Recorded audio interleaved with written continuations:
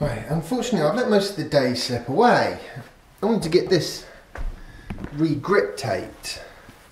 First thing I need to do is wipe all this mud off. Then I need to get this protective tape off.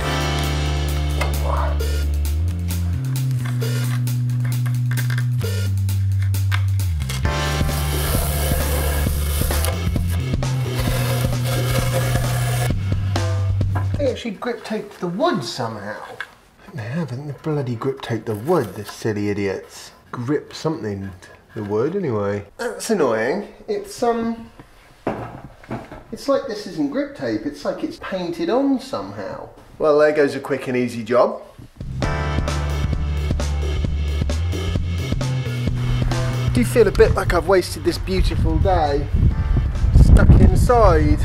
The thing is, I want my foot to get better as quickly as possible, because I am absolutely desperate to get back on the running machine. Killing me that I can't do exercise.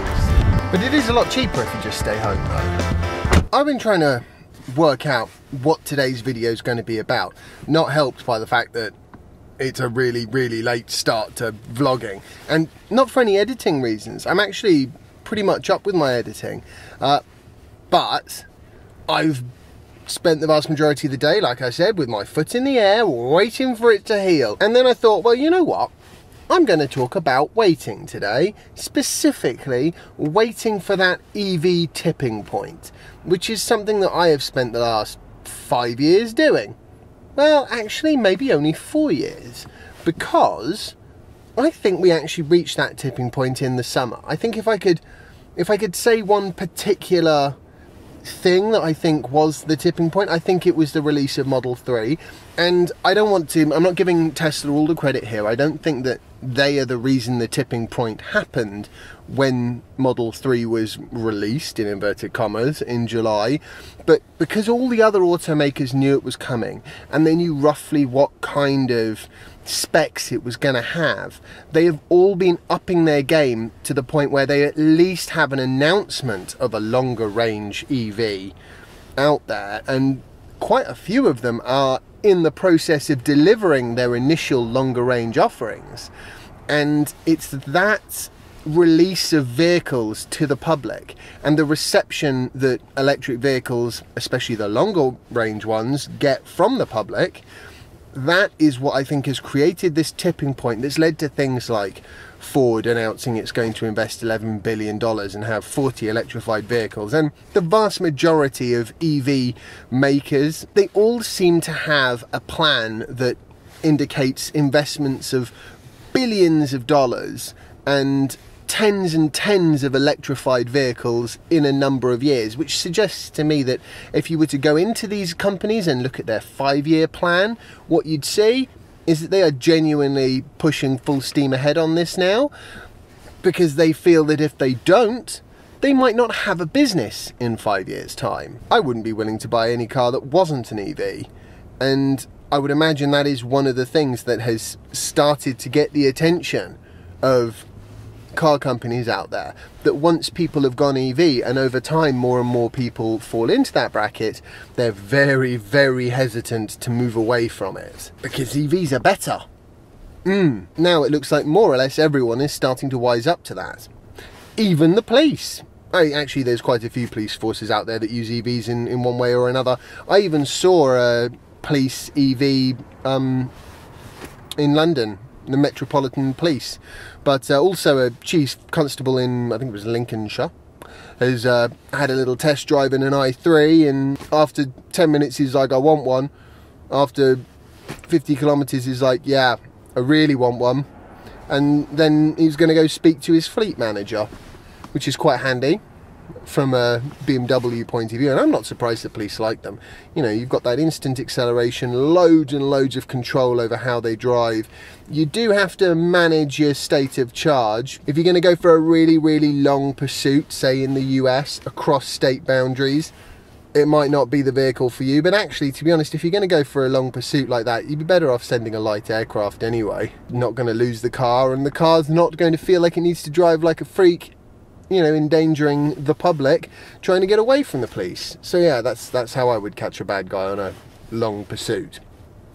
Air power. Right, anyway, how did we get to the police? No clue. Oh yeah, just because I bumped into this tweet from Superintendent What's-Its. It's very exciting that the tipping point has been reached. It will take time, I think, unfortunately, for that fact that it is going to accelerate very quickly now to really start to hit home. But it does seem like following the midpoint of 2017, things have really started to accelerate on the EV front. You know, every announcement seems to be bigger than the one before. CES is crammed full of concept electric cars from startups and established automakers. You've got Chinese automakers throwing their hat into the electric vehicle ring because they have to from a government mandated point of view, and also air quality in China and everything else, and all the other reasons that everybody has, really. And that's it. It's built to a point where EVs are not only a foregone conclusion, but they're actually starting to happen now.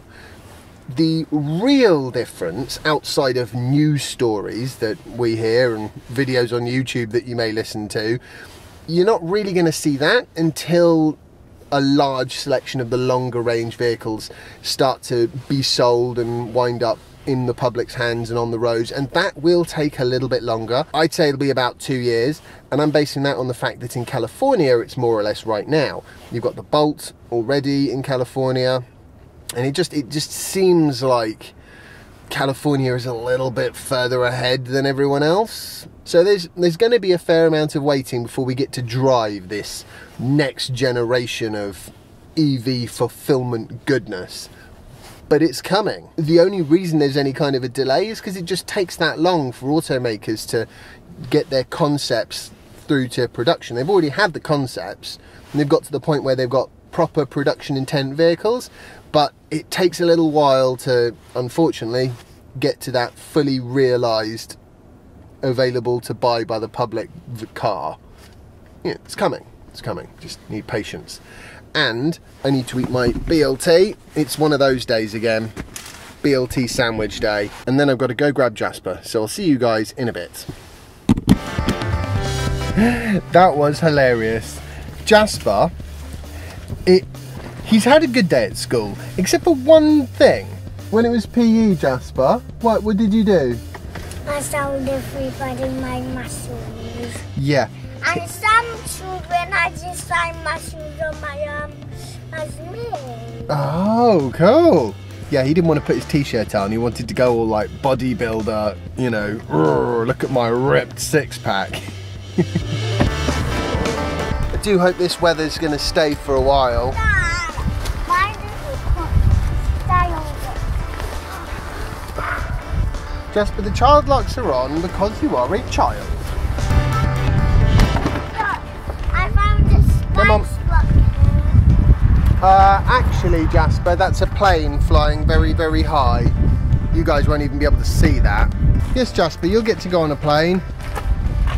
Some point, one day. Yeah, I tell you, this running, waiting for my foot to heal thing is taking some serious patience. Because the whole of the 2 weeks that I've been doing 2 kilometers a day, I've been waiting for a beautiful sunny day whilst, you know, Jasper's at school, where I could go for a nice run outside.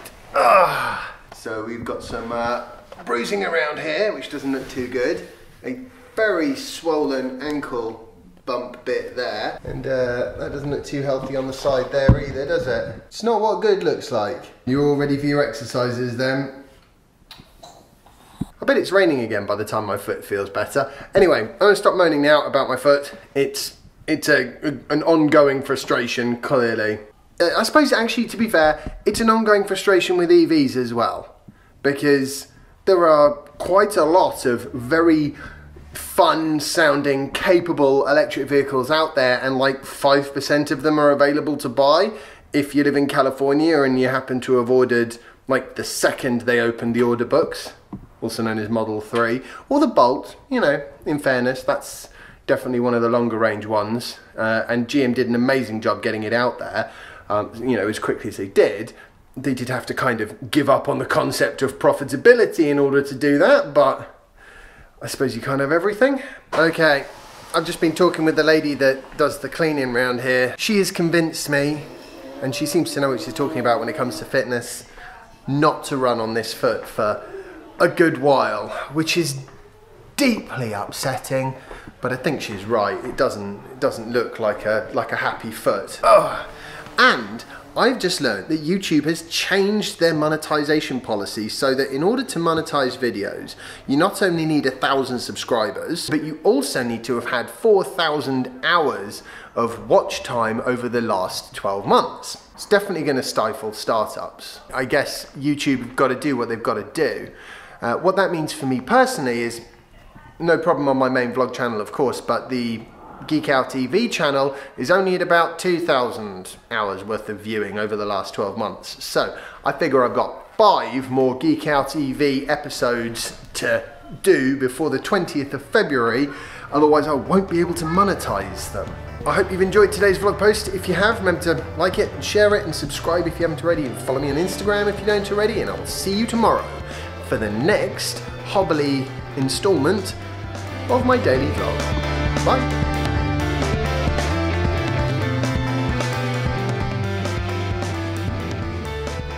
Going to add something else. What else was I going to add in? Something about AVs. Oh, drat it. You hate it when that happens. Nope, totally forgotten. Idiot.